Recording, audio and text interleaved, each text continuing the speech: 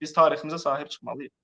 Amma bütün bu məsələlərdən yola çıxaraq qətiyyən qardaş qırğınlarına, qardaş mübahisələrinə, qardaş nifrətinə yol vermir. Hələlik məndən bu qədər. Çox sağ ol. Təşəkkürlər Süleyman bəy. Mən sən danışdıqca söhbət pəncərəsinə bayaqdan fikir verirəm. Çox müxtəlif və diametral bir-birinə zidd fikirlər var. Dostlar, istəyirəm bir şey dəqiq biləsiniz ki, bugünkü bizim bu mövzunun məqsədi nədir? Süleyman bəy niyə bu mövzunu vacib hesab edir ki, mütləq gündəmə gətirmək lazımdır və bunu müzakirə etmək lazımdır?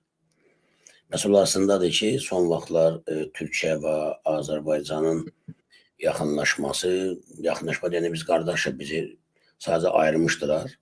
Yeni münasibətlər sisteminin formalaşması həm beynəlxalq aləmdə müəyyən mərkəzləri, həm də bəzi qonşularımızı narahat edir.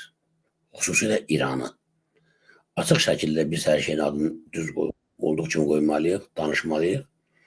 Deməli, İran siyasətinə xidmət edən bəzi nökərlər son vaxtlar Türkiyə ilə Azərbaycan münasibətlərini korlamaq üçün və Süleyman bəyin burada xüsusi vurğuladığı müəyyən tarixi hadisələri qabartmaqla fitnə salmağa çalışırlar. Yəni köhnə 200 il, 500 il bundan qabaq iki qardaş arasında baş verən hadisələri bugünün siyasi maraqlarından qiymətləndirərək fitnə yaymağa çalışırlar. Süleyman bəy onu demək istəyir ki, tarixdə nə olub, tarixdə biz onu olduğu üçün qəbul etməliyik. Tarixdə baş verən hadisələrə biz o şərtlər daxilində qiymət verməliyik. İndiki maraqlarımız prizmasından yox. Amma indi biz təqdim edəcəyik. Süleyman bəyin bir böyük iradə ondan ibarətdir ki, bəzən bu fitnəni kino, seriallar vasitəsilə, multfilmlər, zərbi məsələlər və s. vasitəsilə yayanlar da var. O cümlədən də son vaxtlar Türkiyədə çox məşhur birisi seriallar çəkilir.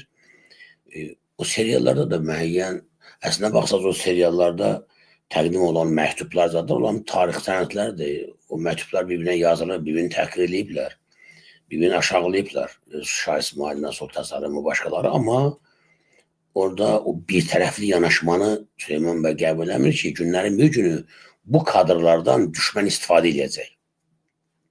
Burada mən bəzi baxırdım, söhbət pəncərəsində bir qardaşım yazmış ki, bu tarixin indiki hadisələr nə dəxli, nə mövzudu qoymuşsunuz?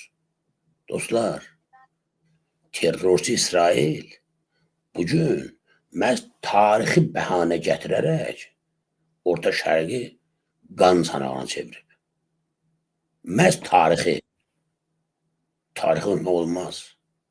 Amma tarixdən bugün qardaşlar arasında, doğma qardaşlar arasında fitnə salmaq cəhdlərində biz qarşıdan almalıyıq. Süleyman bəy onu demək istəyir ki, baxın ha, ehtiyatlı olun. Bu dediyim faktlardan istifadə edənlər var və eləyəcəklər. Bugün də eləyirlər. İranın bəzi nökərləri dayanmadan Türkiyənin əleyhinə, Azərbaycanı işə aparırlar. Məhz saldıran döyüşü də belə elədi, Türklər belə elədi, falan serialda Azərbaycanla belə aşağılanır deyə təbliğat aparırlar.